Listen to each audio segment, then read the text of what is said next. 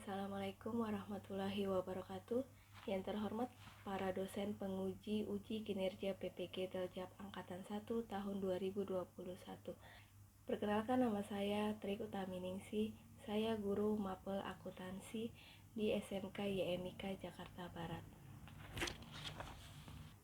Pada kesempatan hari ini, Senin 19 Juli 2021, saya akan melaksanakan kegiatan praktik pembelajaran untuk memenuhi PPG Daljab Angkatan 1 tahun 2021 dengan mengambil materi metode penilaian persediaan. Materi ini diajarkan di kelas 11 akuntansi. Nah, untuk lebih jelasnya, berikut adalah video praktik pembelajaran yang telah saya laksanakan. Mohon masukan dan saran agar kedepannya kegiatan pembelajaran saya bisa menjadi lebih baik lagi. Terima kasih atas perhatiannya. Wassalamualaikum warahmatullahi wabarakatuh. Mulai ya. Bismillahirrahmanirrahim. Assalamualaikum warahmatullahi wabarakatuh.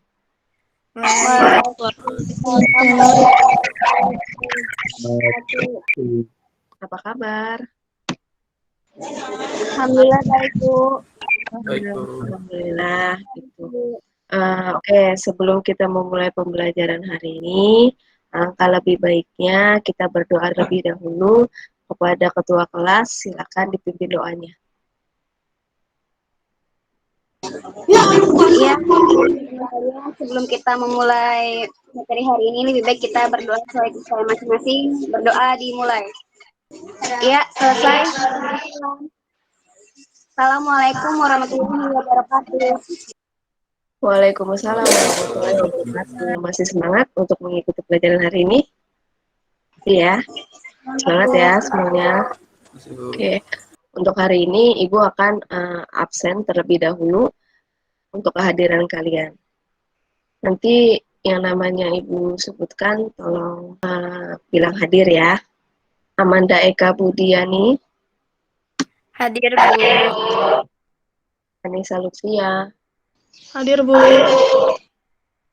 Aufar. Hadir, Bu. Faisal. Hadir, Bu. Nabila Putri. Hadir, Bu. Masih semangat untuk mengikuti pembelajaran hari ini? Semangat, Bu. Semangat ya. Ibu udah absen. Kehadiran kalian untuk materi pembelajaran hari ini itu tentang metode penilaian persediaan. Ya, saya udah sampaikan di pertemuan sebelumnya untuk materi hari ini. Saya harap kalian sudah mencari tahu ya apa itu metode penilaian persediaan. Sebelum kita bahas lebih dalam materi hari ini, Ibu ingin bertanya, apa masih ada yang ingat pembelajaran di pertemuan sebelumnya? Materi kita yang sebelumnya tentang apa? Sistem pencatatan persediaan. Apa saja sistem pencatatan persediaan? Sistem pencatatan persediaan ada dua, Bu. Yaitu sistem periodik dan sistem perpetual. Apa itu sistem periodik? Atau sistem fisik itu apa? Periodik itu kan kata lainnya kan sistem fisik ya. Sistem pencatatan persediaan yang dilakukan secara pada waktu tertentu dengan menghitung fisik. Persediaannya tidak dicatat ketika ada pembelian ataupun penjualan. Oke, good. Nah, sekarang kalau sistem perpetual apa ya? Ada yang tahu? Tadi kan disebut. Oke, Anissa. Sistem pencatatan persediaan di mana perusahaan akan melakukan pencatatan terhadap transaksi yang berhubungan dengan persediaan secara terus-menerus pada transaksi yang terjadi. Oke, good banget nih. Jadi benar sistem pencatatan persediaan itu ada dua, secara periodik dan secara perpetual. Nah tadi sudah dijabarkan sama teman kalian. Yang lain saya harap masih ingat ya untuk materi yang sebelumnya karena ini masih berkaitan dengan yang akan kita bahas hari ini. Oke, untuk minggu ini materi kita itu mengenai metode penilaian persediaan. Tetapi untuk hari ini pembelajaran yang kita bahas, materinya hanya ada 2 metode yang akan kita bahas, yaitu metode FIFO dan metode FIFO. Kalau untuk metode average atau metode rata-rata akan kita bahas di pertemuan selanjutnya. Sebelum saya bahas lebih lanjut, Ibu ingin menyampaikan tujuan pembelajaran hari ini. Yang pertama, agar kalian bisa mengidentifikasi jenis-jenis metode penilaian persediaan. Yang kedua, agar kalian dapat menjelaskan pengertian dari masing-masing metode penilaian persediaan. Yang ketiga, supaya kalian dapat menguraikan langkah perhitungan dan pencatatan penilaian persediaan. Dan yang terakhir, yang keempat adalah kalian dapat mempersiapkan atau membuat kartu persediaan. Sebelum Ibu menjabarkan lebih lanjut untuk materi hari ini, yang Ibu udah sampaikan di minggu lalu, agar kalian itu mencari tahu terlebih dahulu atau mengeksplor diri kalian, sumber-sumber materi atau pengetahuan itu dari mana aja, bisa melalui internet atau dari buku, ya kan. Hari ini pun saya sudah menge-share untuk bahan ajar dan LKPD yang ada di Classroom. Kalian bisa langsung cek, itu udah ada. Langkah yang pertama dalam pembelajaran hari ini adalah untuk mengerjakan LKPD terlebih dahulu. LKPD ini seperti apa akan saya tampilkan. Ini untuk tampilan LKPD. Untuk tampilan LKPD-nya, silakan kalian simak perintahnya seperti apa yang harus kalian kerjakan. Saya beri waktu 30 menit. Perintah dalam LKPD-nya itu adalah ada tes pengetahuan. Kalian harus menyebutkan metode penilaian persediaan dengan sistem fisik, bagaimana cara menentukan nilai persediaan dengan metode identifikasi khusus, sebutkan metode-metode penilaian persediaan dengan sistem perpektual, bagaimana langkah-langkah menghitung nilai persediaan dengan metode FIFO, jelaskan menurut versi kalian tentang metode LIFO itu apa. Nah, lalu ada tes keterampilan yang harus kalian kerjakan, tapi sebelumnya kalian analisis dulu dengan pengetahuan yang kalian dapat, yang udah kalian lakukan, entah itu kalian dari browsing atau dari membaca buku, itu bisa. Gitu. Jadi kalian asumsikan kalau kalian itu bekerja di Women Culture sebagai staf keuangan yang berkedudukan di Jakarta, mempunyai kegiatan usaha yang bergerak dalam bidang perdagangan jenis fashion. Women Culture memiliki berbagai jenis barang yang tersedia untuk dijual kepada konsumen, seperti pakaian wanita dan aksesoris lainnya. Produk atau persediaan yang paling cepat berputar adalah tunik dan tas. Nah, perintahnya, Anda atau kalian diminta untuk menganalisis data di atas untuk menentukan metode apa yang digunakan perusahaan untuk menilai persediaan dan menentukan harga pokok penjualan. Berikan pula alasan mengapa Anda memilih metode tersebut. Kaitkan dengan strategi menarik peminat pembeli konsumen, ya kan? Yang B, menurut kalian apa kelebihan dan kekurangan dari metode perhitungan persediaan yang telah Anda tentukan? Jadi kalian pertama harus menganalisis dulu kira-kira metode apa yang paling tepat untuk Women Culture ini, gitu kan? Nah, alasannya apa? Kelebihan dan kekurangan dari metode yang kalian pilih itu apa? Jadi itu adalah perintah pekerjaan kalian di LKPD ini. Nanti silakan kalian kerjakan. Mungkin bisa dimulai dari sekarang ya. Ada pertanyaan untuk perintahnya? Kalau nggak ada, langsung dikerjain aja. Nanti kalau misalnya memang ada hal yang kalian bingungkan, bisa kalian langsung tanyakan. Mungkin nanti teman kalian ada yang bisa menanggapi. Jadi kita diskusi terlebih dahulu ya. Tapi pekerjaan ini adalah individu, bukan kelompok. Jadi dikerjakan sebisa mungkin secara individu. Oke, selamat mengerjakan. Awalnya gimana, Bu? Awalnya gimana? Yang lain temannya ada yang tahu nggak Pak awalnya harus apa? Itu periodik dulu aja. Suaranya Nabila kurang jelas. Ini pakai periodik yang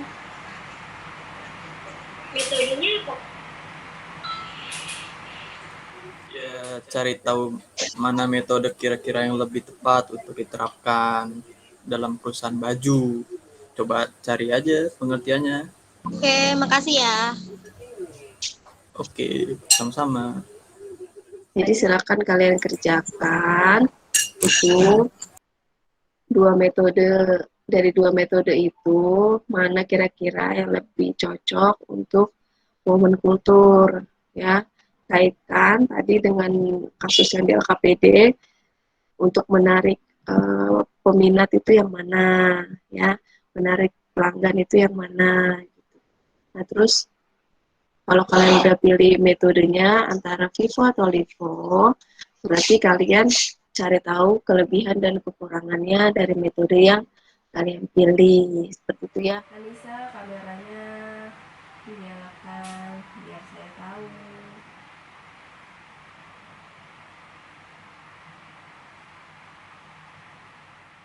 Waktunya Ibu rasa cukup ya untuk mengerjakan. Silakan kalian share jawaban kalian ke dalam classroom. Tapi sebelumnya mungkin ada yang mau memaparkan hasil pemecahan kasus di LKPD. Ada yang mau jawab? Menurut saya dengan mengerjakan ini momen kultur menggunakan metode LIFO, perusahaan bisa lebih menghemat pajak ketika terjadi inflasi karena labanya yang dihasilkan cenderung lebih kecil, dan itu perusahaan tidak akan terpengaruh oleh adanya laba atau rugi fluktuasi harga yang terjadi khususnya pada laba operasi. Kan metode ini juga dinilai yang paling tepat menurut saya dalam hal menarik konsumen atau pembeli, karena barang yang ditawarkan atau dijual merupakan produk dengan tren model terbaru yang terakhir masuk.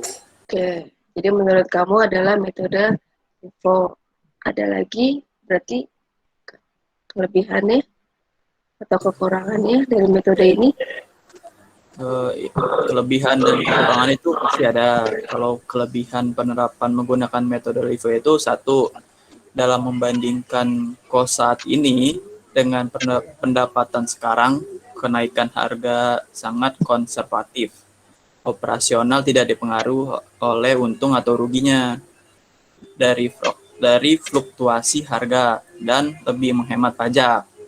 Yang kedua, memudahkan proses penataan barang yang lebih baik dalam proses pemasukan maupun pengambilan persediaan. Nah, itu kelebihannya. Yang ini kekurangannya. Satu, metode ini terbilang rumit dibandingkan metode lainnya. Selain itu, biaya pembukuannya lebih mahal dan laba atau rugi dihasilkan cenderung lebih rendah. Yang keduanya, sangat bertolak belakang dengan aliran fisik persediaan yang sesungguhnya. Oke, itu jawaban dari teman kalian, Afar. Mungkin ada yang mau menanggapi? Ya, Bu. Ya, apa Faisal? Nanya ke saya atau nanya ke Afar? Nanya ke Afar. Ya, boleh. Alasan Livo apa? Apa? Alasan Memilih Livo kenapa? alasan kenapa memilih metode LIFO? Ya, Kenapa tuh, Far? Ditanya, Far. Karena dengan menggunakan metode LIFO, barang yang terakhir itu yang up to date, namanya bidang fashion, pasti mengikuti tren terbaru. Jadi gitu, menurut Afar, kenapa dia memilih LIFO? Karena barangnya itu harus yang up to date, ya. Namanya bidang fashion itu harus mengikuti tren yang terbaru, gitu ya, Far? Oke. Iya, Bu. Paham? Ada lagi, Sal?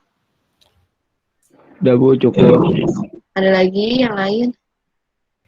Terus kalau metode Vivo itu gimana? Apa, Ulfa?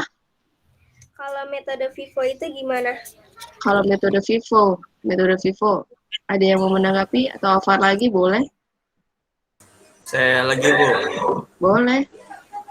Kalau metode Vivo itu lebih cocok digunakan pada perusahaan seperti supermarket, minimarket, atau badan usaha yang memiliki jenis barang yang ada tanggal kadaluarsanya. Oke, jadi menurut Alvar adalah cocoknya kalau untuk metode FIFO itu seperti perusahaan supermarket atau perusahaan atau bidang usaha yang memiliki jenis barang itu yang mempunyai tanggal kadaluarsa seperti itu, Fa. Ya, ada yang mau ditanya lagi? Yang lain mungkin ada? Kalau tidak ada, saya tampung dulu semua jawaban dari kalian. Nanti saya cek di Google Classroom-nya. Saya akan coba kasih penjelasan ya ke kalian. Tadi kan kita udah ada forum diskusi juga, jadi saya udah mulai menangkap nih sedikit banyak tentang kalian, pemahaman kalian. Oke, tadi kan kita udah buka forum diskusi dan kalian juga udah mengajarkan LKPD. Sedikit banyak tadi saya mendengarkan ada yang jawabannya oke, ada yang masih kurang tepat, nggak apa-apa ya. Namanya kan kalian masih belum paham gitu, masih mencari tahu. Berikut akan saya coba jelaskan mengenai pembelajaran kita hari ini tentang metode penilaian persediaan. Saya akan share dulu untuk tampilan PowerPoint-nya. Tolong disimak, kamera tetap wajib on ya.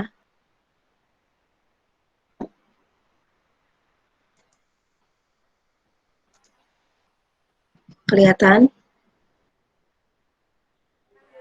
Ini untuk metode penilaian persediaan ya, yang akan kita bahas hari ini.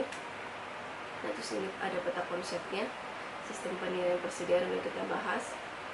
Mohon maaf, ini bukan sistem penilaian persediaan, tapi metode penilaian persediaan. Itu nanti ada 3, ada FIFO, LIFO, dan rata-rata. Tapi untuk minggu ini, untuk pertemuan hari ini, kita fokusnya untuk 2 metode terlebih dahulu, yaitu FIFO dan LIFO, karena waktunya nggak akan cukup. Jadi untuk yang average atau rata-rata akan kita bahasnya di pertemuan selanjutnya. Jadi ingat ya, kita fokusnya untuk yang FIFO dan LIFO terlebih dahulu. Metode penilaian persediaan pencatatannya sama, masih menggunakan sistem perpektual dan sistem periodik, ya kan? Nah, ini untuk FIFO, untuk penjelasan FIFO adalah FIFO itu kepanjangannya adalah first in, first out. Metode ini menyatakan bahwa persediaan dengan nilai perolehan pertama masuk akan dijual terlebih dahulu sehingga persediaan akhir dinilai dengan nilai perolehan persediaan yang terakhir masuk atau dibeli.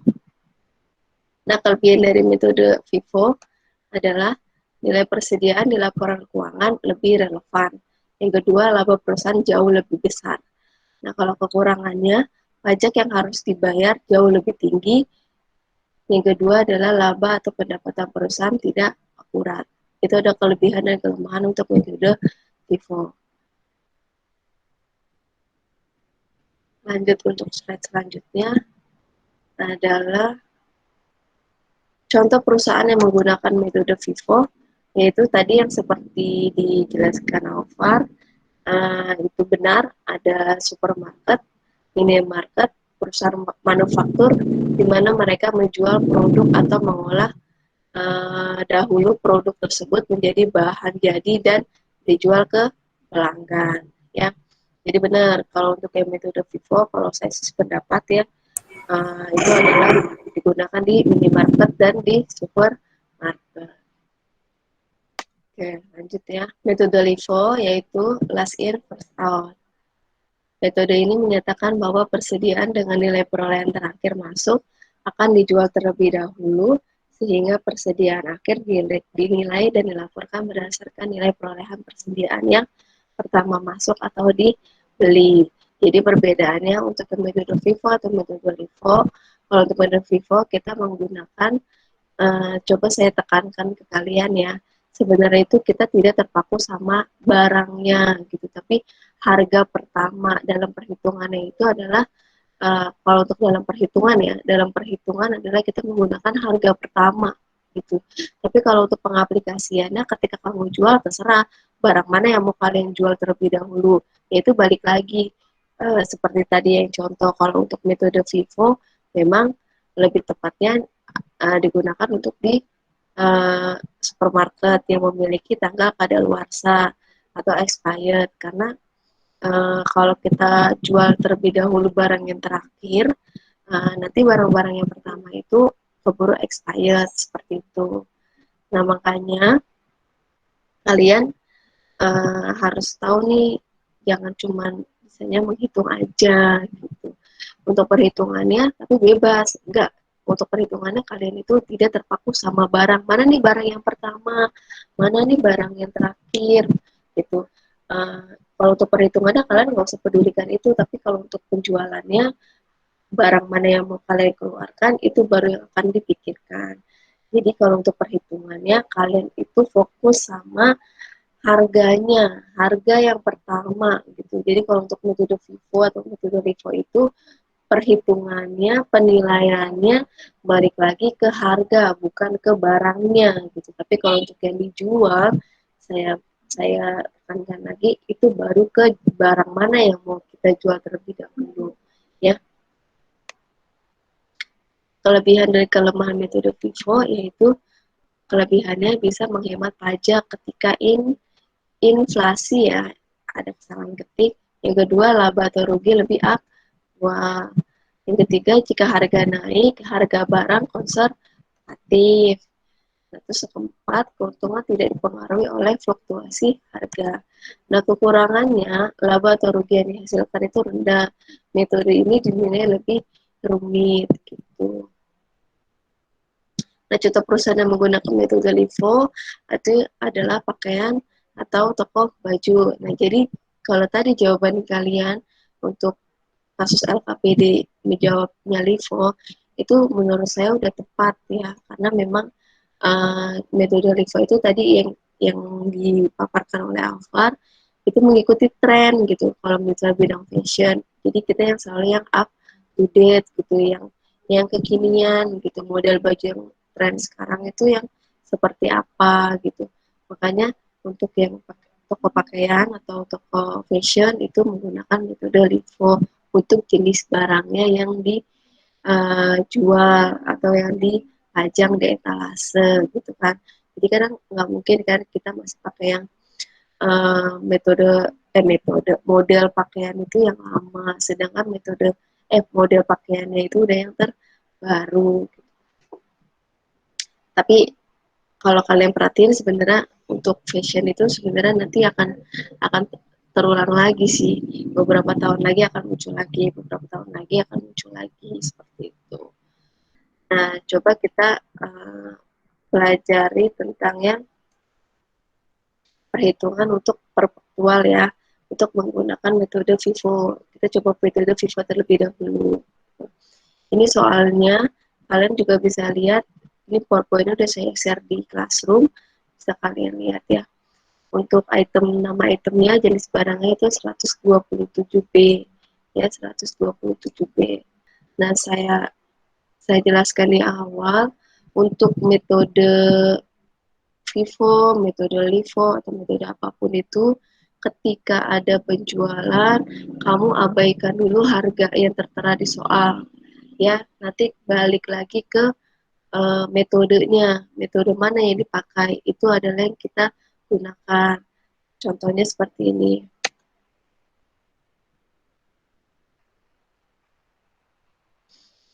FIFO perpetual terlebih dahulu ya, kita bahas.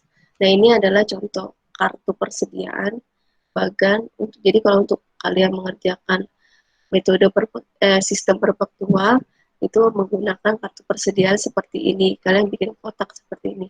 Kalian bisa bikin tabelnya itu bisa langsung di Excel atau mau manual pun nggak masalah ya. Jadi nanti bisa kalian tambahin satu kolom lagi setelah kolom tanggal itu adalah misalnya keterangan gitu. Itu bisa.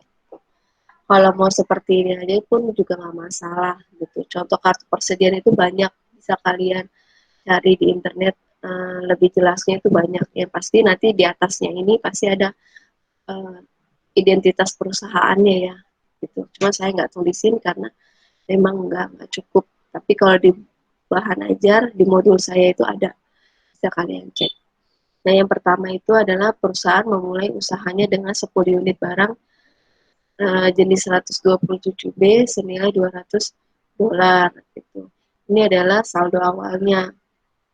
Kita masukin ke dalam tabel tanggal 1 Januari, langsung ke kolom saldo persediaan. Berarti kan tadi 200 ya senilai, berarti harga satuannya adalah $20. Unitnya adalah 10 unit. Jadi kita udah punya saldo awalnya itu adalah 10 unit, harga satuannya $20. Ini adalah harga pertama kita, ya, metode FIFO. Ingat, kita akan menjual menggunakan harga yang pertama, bukan barang yang pertama. Ini untuk perhitungan, bukan untuk yang kita keluarkan unitnya gitu. Kalau unit mah itu mah terserah gitu, ya kan. Tapi kalau untuk perhitungan kita pakai harga yang pertama, metodenya FIFO. FIFO itu kita pakai harga yang atas dulu, yang awal kita habiskan gitu.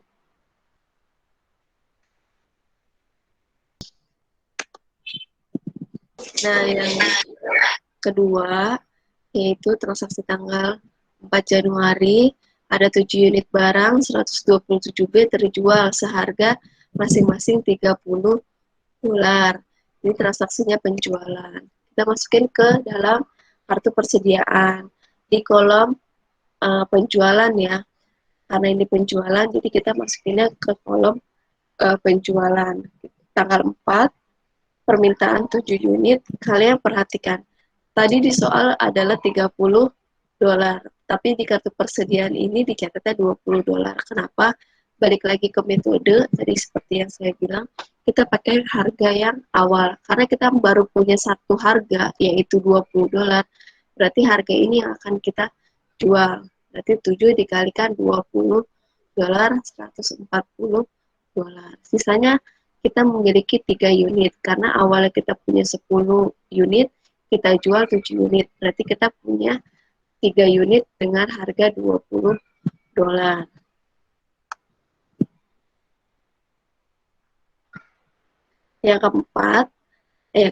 Yang ketiga, maksud saya, adalah tanggal 10 Januari perusahaan membeli 8 unit seharga $21.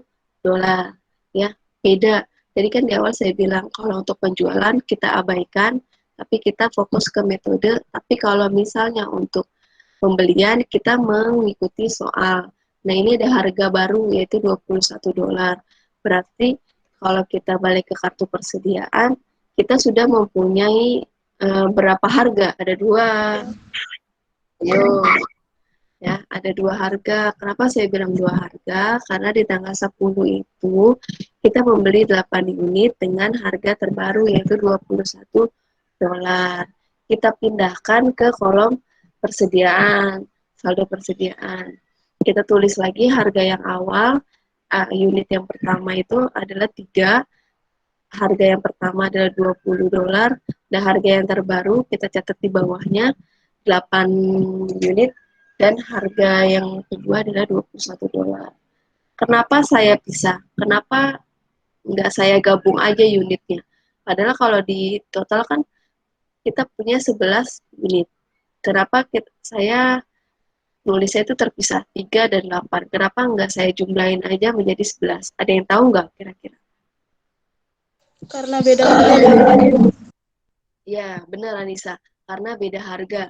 Kalau untuk beda harga, kita nggak bisa menyatukan. Walaupun memang benar jumlah unit kita itu ada 11, gitu kan. Tetapi dari 11 itu, kita perhitungan secara terpisah. 3 unitnya itu harganya $20, 8 unit itu harganya $21. Jadi nggak bisa kita gabung, karena harganya berbeda. Kecuali di tanggal 10 ini, kamu membeli 8 unit, tapi harganya masih sama $20 gitu, baru bisa kalian tambahkan. Jadi nanti kalian nulis di tabel sini di kolom persediaannya itu adalah 11 unit dengan harganya satuan itu adalah $20. Ya, benar yang dibilang Anissa, karena harganya berbeda. Sampai sini ada pertanyaan? Nggak ada. Kalau nggak ada, saya mau lanjut ke metode LIFO. Jadi metode FIFO udah kita bahas ya, sekarang metode LIFO. Soalnya masih sama seperti yang tadi. Harga yang pertama itu kita punya 20 unit, unitnya masih sama 10. Perusahaan memulai awal tahun dengan 10 unit barang jenisnya masih sama 127B, yang tersedia dengan total harga $200 ya. Lanjut, tanggal selanjutnya tanggal 4 kita menjual 7 unit. Karena ini kita masih punya satu harga, kita masih sama, yaitu tanggal 4 itu sebesar 7 unit kita jual, harga satunya ada $20. Bisa 3 unit dengan harga $20. Nah, di tanggal 10 perusahaan itu membeli 8 unit seharga $21. Harganya berbeda, pencatatannya masih sama seperti metode FIFO, kita nggak bisa gabungin, kita catat secara terpisah. Nah, berarti kita punya ada penyediaan data persediaan yang terkini, yaitu $20 dan $21. Ya kan? Untuk metode LIFO, ketika nanti ada penjualan, misalnya di tanggal 12, contoh ya, di tanggal 12 ada penjualan misalnya sebesar 4 unit. Kita menjual menggunakan harga yang mana? Yang 20 atau 21? 20. Ya, benar, pakai harga yang 21 karena kita menggunakan metodenya LIFO. Jadi kalau untuk metode LIFO, kita ambil dari harga yang terakhir, harga yang terbaru, yaitu kita punya 21. Ya kan? Berarti kalau kita jual, kita habiskan dulu harga 21. Dan nanti kalau misalnya ada harga baru lagi, misal 22, ya berarti kita pakai harga yang 22. Paham? Paham, Bu. Oke, sip. Kita lanjutin. Nah, ini untuk yang FIFO periodiknya. Untuk FIFO periodik, namanya itu yang paling mudah. Kita kategorikan dulu untuk kategori pembelian semua. Jadi kita hitung, kita punya ada berapa unit yang tersedia untuk dijual, mulai dari persediaan awal sampai dengan pembelian. Kalau pembelian berarti kan menambah persediaan barang dagang kita kan. Berarti selama periode itu ada 1.000 unit tersedia untuk dijual. Nah,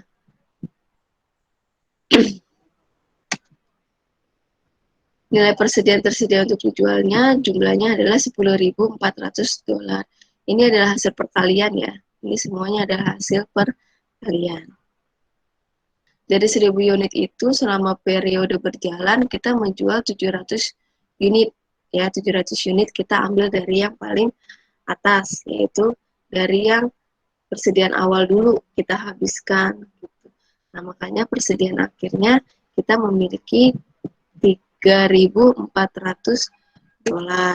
Oke, kira-kira ada yang mau ditanyakan untuk materi kita hari ini setelah saya jelaskan tadi?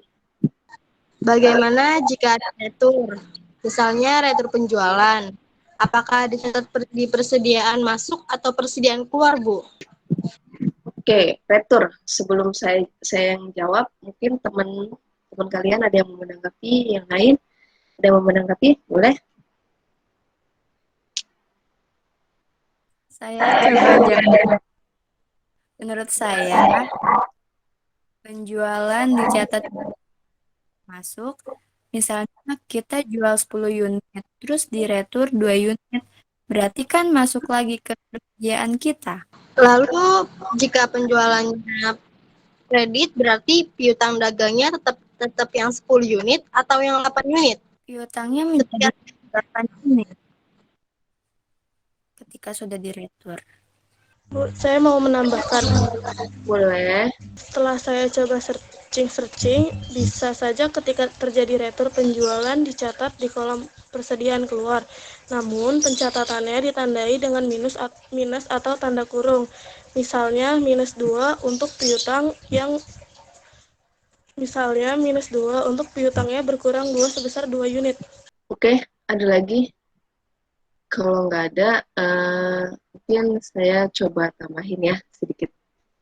Kalau untuk retur itu sebenarnya kalau saya pribadi kan beranggapan gini, ketika ada retur itu kan pasti ada banyak penyebabnya. Kenapa barang itu diretur? Penyebab retur itu banyak, baik itu retur pembelian atau retur penjualan. Ya, untuk retur itu penyebabnya salah satunya misalnya nggak sesuai dengan unit yang kita minta, ya kan? Misalnya kita minta jenisnya A, lalu dikirimnya jenisnya B, kita kembalikanlah, kita retur, gitu kan. Nah, terus atau juga kelebihan, kita mintanya 10 unit, ya kan, dikirimnya 12 unit, berarti kita retur lagi 2, gitu kan. Atau barangnya itu rusak atau cacat, ya kan.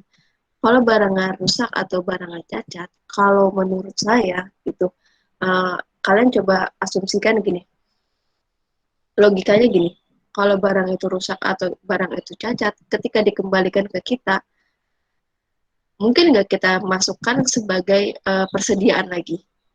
Mungkin nggak nanti akan kita jual lagi? Kalau menurut kalian? Enggak kan? Enggak kita jual lagi. Kenapa? Kalau barang itu rusak atau cacat, ya ngapain kita catat sebagai persediaan lagi? Harusnya nggak usah kita catat sebagai persediaan lagi. Nggak usah kita anggap itu persediaan kita. Kecuali kalau memang itu sudah diperbaiki atau memang kita kembalikan lagi ke pabriknya gitu, itu masih bisa ya kan. Tapi kalau misalnya memang barang itu rusak atau barang itu cacat dan nggak bisa kita jual lagi, ya lebih baik nggak usah dimasukkan ke dalam persediaan kembali. Tapi namanya kalian lagi belajar ya, tetap ya harus ada pakemnya dulu gitu. Jadi untuk retur yang dibilang temen kalian itu tadi benar gitu, mau dicatatnya di kolom pembelian, kolom masuk, kolom penjualan itu sama aja. Tadi ada perbedaannya, Bu, pakai tanda minus sama pakai tanda kurung. Ya benar gitu. Jadi itu se senyamannya kaliannya aja. Mau di kolom pembelian monggo, mau di kolom pengeluaran monggo. Tapi ya itu balik lagi ada tanda minusnya kalau untuk yang di kolom persediaan keluar, ya kan, kalau untuk retur penjualan. Begitu juga untuk retur pembelian sebaliknya. Itu sedikit tentang retur ya. Saya rasa cukup ya. Mungkin ada yang mau memberikan kesimpulan dari pembelajaran hari ini.